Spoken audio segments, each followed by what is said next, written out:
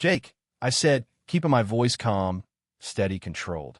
You've been training my wife for 3 months now. He grinned like a wolf, thinking I had finally stepped into his game. That's right, he said loudly, playing to the crowd. And let me tell you, she's been very dedicated to her workouts. Laughter rippled through the gym. Jake flexed for them, soaking in their approval, turning my humiliation into his entertainment. Dedicated, I repeated slowly, nodding. That's good. Diana always finishes what she starts. Something in my tone made him hesitate for a fraction of a second, but he quickly buried it under another smirk. Maybe you should take some notes, old man. Learn what it takes to keep a woman interested. I let my eyes travel across the gym, cataloging the scene out of habit. 43 people watching, most with their phones out. 2 emergency exits, one behind Jake, one to my left. Jake stood heavy on his front foot, chest puffed up, arms loose in a stance he probably stole from YouTube tutorials. Good for showing off. Terrible for combat. You know what I learned in 12 years of Special Forces, Jake? I asked, rolling my shoulders, loosening muscles that hadn't forgotten their training. He smirked wider, mocking. Special Forces, huh? And I'm a Navy SEAL. The crowd roared with laughter. He had them in his corner, the young bull ready to embarrass the old warhorse. Jake started toward me, swagger in his step, clearly planning to grab my shirt, maybe shove me around a little for the cameras. He thought this was performance. He thought the phones recording were his audience. What he didn't realize was that for me, this wasn't a show. This was a battlefield, and I had just chosen my moment. That's when I smiled. Not the polite smile I'd been wearing since I walked into the gym. No, this was different. It was the smile my old unit used to see right before we cleared a hostile compound. The smile that meant planning time was over. You're right about one thing, Jake, I said, my body settling into a stance he wouldn't even recognize. This is already over. He threw the first punch. All that gym-built muscle packed into a wild right cross, aimed straight for my jaw, with 43 witnesses ready to cheer his victory. Poor kid had no idea what he'd just started. The punch came fast but sloppy, more power than technique, like something he'd practiced in the mirror 100 times. I shifted my weight just a few inches left. His fist whistled past my ear by maybe 2 inches. His own momentum pulled him forward, off balance, and I gave him the slightest tap on the shoulder. Jake went stumbling past me like a drunk, colliding headfirst into the weight rack. 45-pound plates clattered to the ground with the sound of thunder. The gym erupted in laughter. Jake scrambled up, face red with embarrassment, eyes darting around to see who had caught his humiliation on video, which was everyone.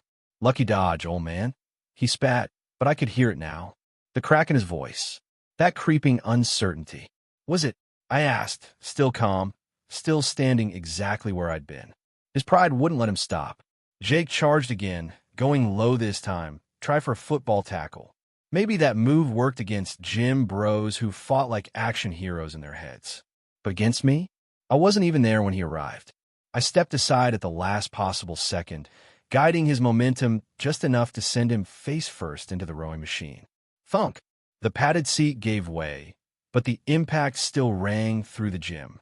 Jake bounced off and hit the floor hard, his perfect hair ruined, his expression shifting from confidence to pure confusion. What the hell? He gasped, struggling up to his hands and knees. You're telegraphing, I explained coolly. Drop your right shoulder before you punch. Lean forward before you charge. Basic mistakes. The gym had fallen dead silent. The only sounds were the hum of machines, Jake's ragged breathing, and the constant clicking and buzzing of phones recording. His humiliation was being documented from every angle. His so-called tough guy image was disintegrating in real time. Stop moving and fight me like a man, he shouted, desperation cracking his voice. He lunged again, reckless now, swinging with everything he had left. This time I caught his wrist mid-swing. A simple redirect of energy, just like I'd been taught years ago. I twisted, let his own force carry him, and guided him spinning into the leg press machine. The crash shook the floor. Gasps echoed around the room. More phones lifted. Some people were streaming live now. Jake was a trending failure before the fight was even done. He dragged himself up, chest heaving, sweat staining his tight shirt. The cocky smirk was gone. In its place, frustration, panic, and the first taste of fear. "How are you doing this?" he demanded, wiping at the blood now running from a split lip. I just looked at him, calm as ever, because the truth was he hadn't even seen me fight yet. 12 years of special forces. I reminded him, my voice even. "You thought I was lying about that." Jake's eyes narrowed. The realization was starting to creep in. He'd miscalculated. Badly. But pride wouldn't let him back down. Not in front of this crowd. Not with every second being immortalized on 40 different phones. "I don't care what you used to be," he spat. "You're just an old man now." He lunged with a wild haymaker, a desperate swing that might have taken my head off, if it had connected. Instead, I ducked beneath it, let him spin himself around, and gave the gentlest shove toward the free weight section. He crashed into a rack of dumbbells, sending 20s and 25s bouncing and rolling across the floor. Members scattered to avoid the ricochet, laughter growing louder with each of Jake's failures. "Stay down, son," I said calmly. "You're embarrassing yourself." But Jake wasn't listening anymore. His reputation, his carefully cultivated alpha male status, was disintegrating with every failed swing. He needed a win. Any win. He snatched a 15-pound dumbbell from the floor and came at me, swinging it like a caveman's club. The crowd gasped. This wasn't play fighting anymore. This was dangerous. That's when I stopped playing. I caught his wrist mid-swing. A subtle twist, pressure on a nerve cluster I'd been taught in advanced combat training.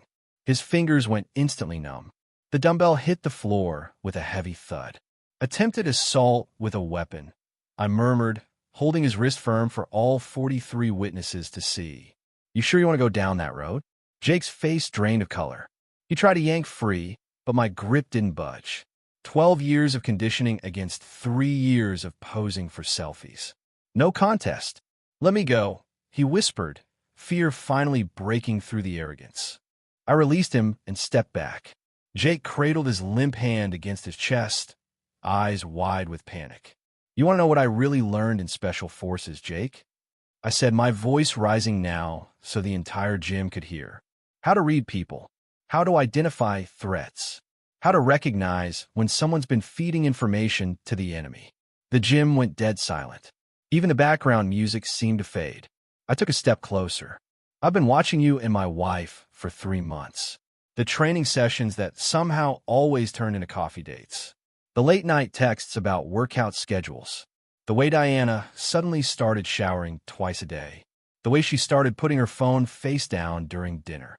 Jake's face turned white. He hadn't expected this fight to turn into a public confession. "She told you things, didn't she?" I pressed, voice sharp now. "About me. About how I work long hours.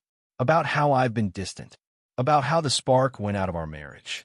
Jake's eyes darted to the exits, but the crowd had him penned in. Every single one of them still recording. "But here's what she didn't tell you," I continued, stepping into the center of the silence. "I've been working those long hours to pay for her mother's cancer treatments. I've been distant because I've been consulting specialists, fighting with insurance, arranging the best care money can buy. That's where I've been." Gasps rippled through the gym. Jake's chest was heaving now, sweat dripping down his temple. "And Diana doesn't even know it yet," I said. "I wanted to surprise her once it was all arranged. But you know what? She deserves to hear the truth about both of us." I pulled my phone from my pocket, thumbed her name, and hit speaker. The ringtone cut through the silence like a drumbeat. "Steven." Diana's voice came bright and clear across the gym. "I'm just leaving the office. Is everything okay?" "I'm at Powerflex Gym," I said evenly, never taking my eyes off Jake. "Having a little conversation with your trainer." There was a pause on the other end of the line. "Oh, I can explain," Diana stammered. "No need." I cut her off sharply. "Jake's already been very educational. Told me all about your dedication to fitness. How committed you've been to your workouts." Jake's eyes went wide. He shook his head violently, mouthing no at the phone, panic written all over his face. "Steven, please," Diana's voice cracked. "Let me come down there and we can talk privately." "Actually, I think we're done talking," I said coldly. "Both of us." I turned slightly so the entire crowd could hear. Jake here was just explaining how he's man enough to take another man's wife. Weren't you, Jake? The color drained from his face. The gym crowd erupted, their phones catching every second of his humiliation. Some were laughing, some just stunned, but all of them were recording. Diana, I continued into the phone, you might want to find yourself a new gym. And Jake, I let the words hang, savoring the silence. You should probably find yourself a new career. I ended the call and slid my phone into my pocket. Jake staggered backward, retreating toward the exit like a beaten dog, his confidence shattered. But I wasn't finished. Where you going, Jake? I asked, my voice calm, almost conversational. I thought you wanted to embarrass me. He froze at the door, hand on the handle, trapped between shame and fear.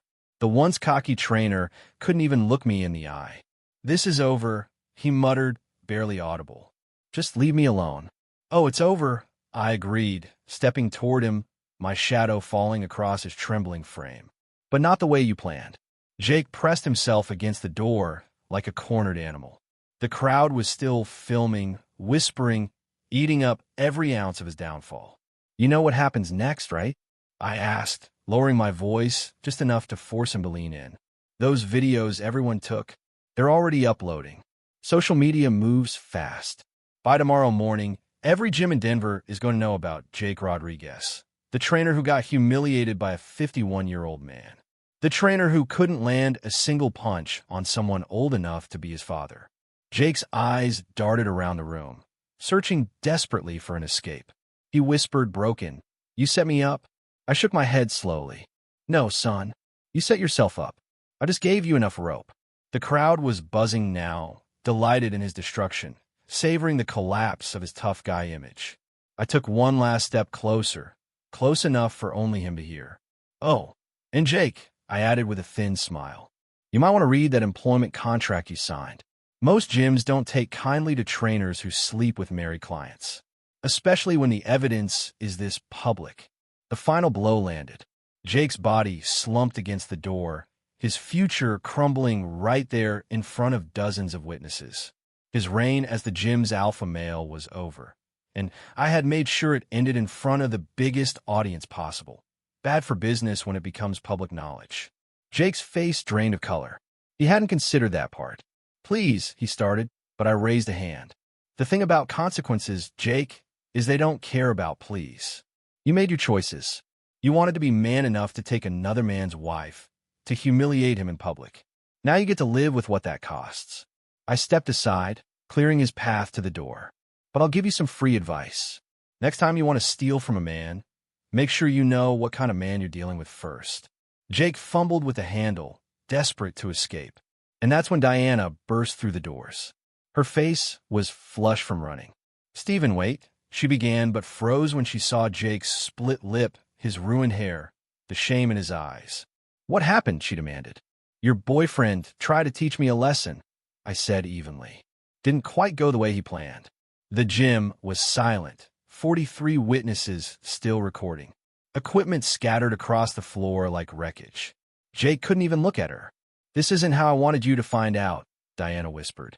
"Find out what? That my wife was cheating with a boy who can't even throw a punch? Figured that out months ago." Jake shoved past her and bolted, leaving Diana alone in the spotlight. "Stephen, please, let me explain." I studied her a long moment, then shook my head. "No need, Diana. I understand perfectly." I walked toward the exit, but paused at the front desk. The manager stood frozen, mouth open. "You might want to review your trainer policies," I said quietly, "and maybe get better liability insurance."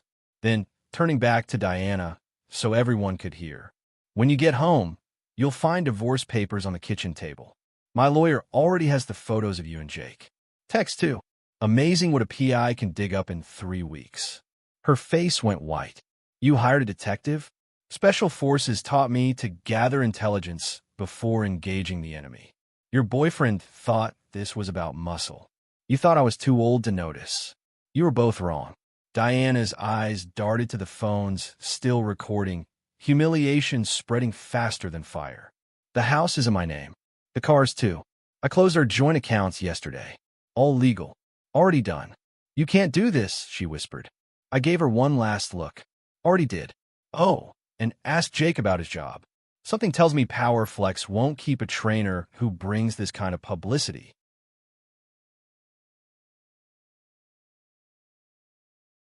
My wife's trainer lover tried to bully me. You're not man enough for her.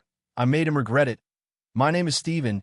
I'm 51 years old, and before I settled into civilian life in Denver, Colorado, I spent 12 years in the Special Forces. I've seen men break under pressure, and I've seen boys try to act like men. That's why I knew exactly what I was looking at when this kid, Jake, stepped up to me in the middle of Power Flex Gym. He was flexing, puffing out his chest like a rooster, trying to make himself look bigger. Jake's been training my wife, Diana, for about 3 months now. Personal training sessions that run longer than they should. Text messages at odd hours. Smile she doesn't give me anymore. The kind of red flags a husband can't ignore. And now, here we were. He stood in front of me with that cocky swagger only young men carry. The kind that says they think they own the world. The evening gym crowd was thick. Office workers trying to burn off stress. College kids flexing for each other. People scrolling their phones between sets. And now all eyes were on us. Walk out before I embarrass you, old man. Jake said loud enough for everyone to hear. He wanted an audience. Wanted witnesses to watch him humiliate the husband he thought was past his prime. I didn't answer. Didn't even give him the satisfaction of eye contact. I just walked over to a bench, sat down, and started untying my boots. Old, worn leather laces. Dependable, just like everything else I've kept in my life. Jake followed, feeding off the crowd's anticipation, mistaking my silence for weakness. Diana told me all about you. He smirked. How you've gone soft. How you don't take care of yourself anymore. He said it where the mirrors would catch his profile, the lights highlighting his muscles. I could feel the gym members gathering now, the tension growing.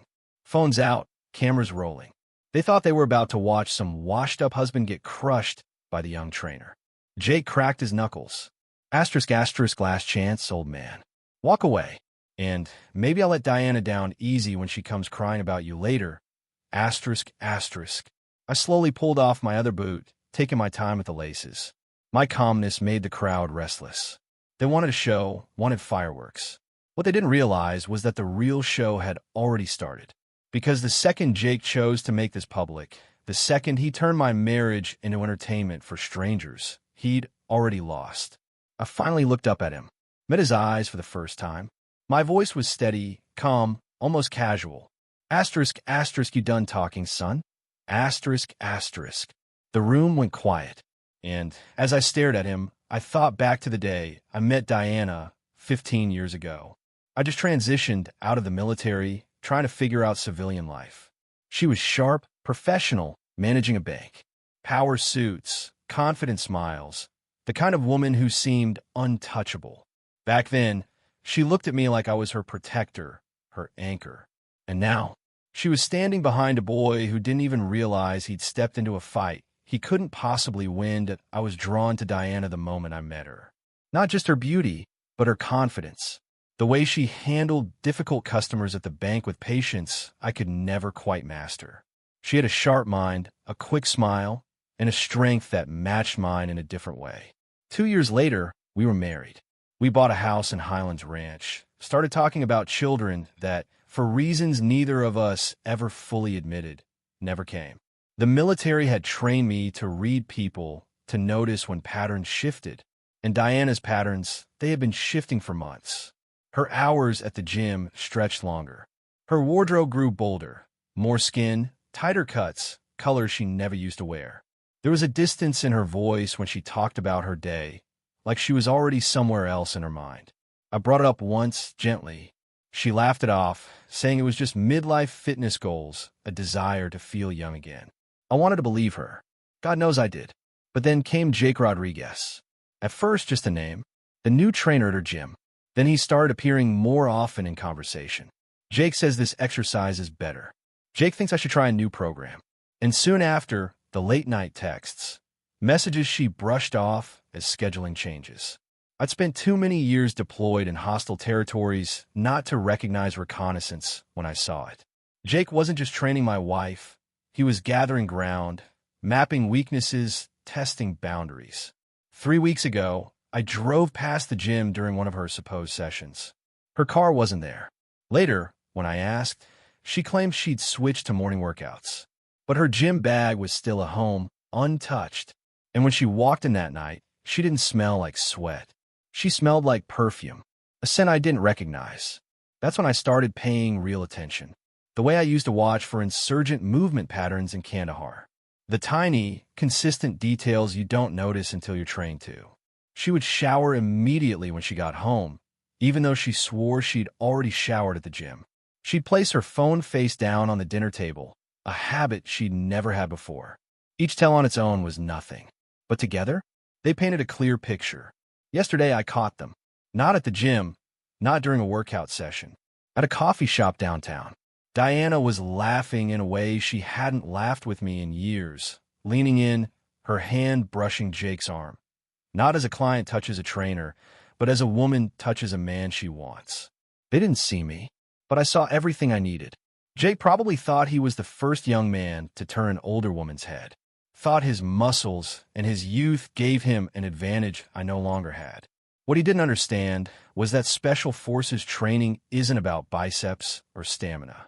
It's about patience. It's about knowing when to strike and how hard. The warning signs had been there for months, and I ignored them. I trusted when I should have verified. I gave Diana the benefit of the doubt when she hadn't earned it. That was my mistake. But Jake's mistake? His mistake was bigger. He made it personal. He made it public. He made it about respect. And now, standing here in this gym, surrounded by strangers, he was about to learn the difference between looking strong and being strong. That I stood up from the bench, boots laced tight, every movement deliberate. Jake was still talking, still performing for his audience like the cocky young stud he thought he was. What he didn't know was that every word he'd spoken, every smirk he flashed, had already cost him more than he could ever imagine. So what's it gonna be, old man? Jake sneered, squaring his shoulders. You gonna do something about it? Or just sit there like you do at home? That last line hit differently. Not because it cut deep. It didn't. But because it confirmed what I had already suspected.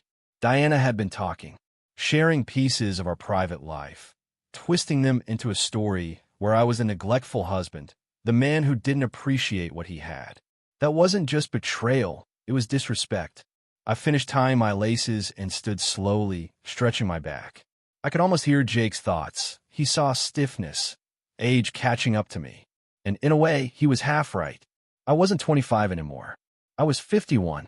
But what he didn't understand was that those years had forged me into something he could never become.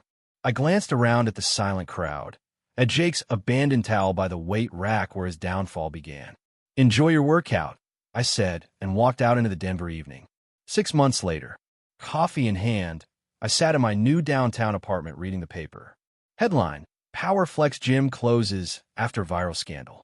Jake Rodriguez had tried to find work at other gyms, but the videos followed him everywhere. Last I'd heard, he was stuck at a supplement shop in Aurora. Dreams of being a fitness influencer permanently crushed by 30 minutes of footage. Diana? She moved in with her sister after the divorce. I folded the paper and smiled. Some workouts are worth the wait. She tried to fight for half the house, but the evidence of her affair made that impossible. Colorado might have no-fault divorce laws, but adultery still mattered when it came to dividing assets. I'd started running again, something I hadn't done consistently since leaving the military. The trails around Washington Park reminded me why I'd fallen in love with Colorado years ago. The mountains in the distance, crisp air filling my lungs, and the endless sense of space. It felt like freedom. My phone buzzed. A text from my sister in California. Saw the gym videos online. Proud of you for handling it with class. I smiled and slipped the phone back into my pocket. The videos had gone viral, but not in the way Jake imagined. Instead of fame, they turned into a cautionary tale. The difference between looking tough and being tough. Between muscles and real strength. That evening, I drove into the mountains and watched the sun sink behind the Rockies. For the first time in months, I felt at peace. Jake Rodriguez's life had become a running joke in Denver's fitness community. His humiliation replayed endlessly on social media. Gym members sharing the footage like entertainment. Whatever career he thought he was building as a trainer, as an influencer, it was gone. And Diana? She faced her own consequences. When the affair became public, she didn't just lose her marriage. She lost her reputation, her social circle, her place in the world she thought she'd secured. Forced to rebuild her life under the shadow of betrayal. She was no longer the woman people admired, but the one they whispered about. The viral videos stood as permanent evidence of their choices, a reminder that neither of them could outrun the fallout.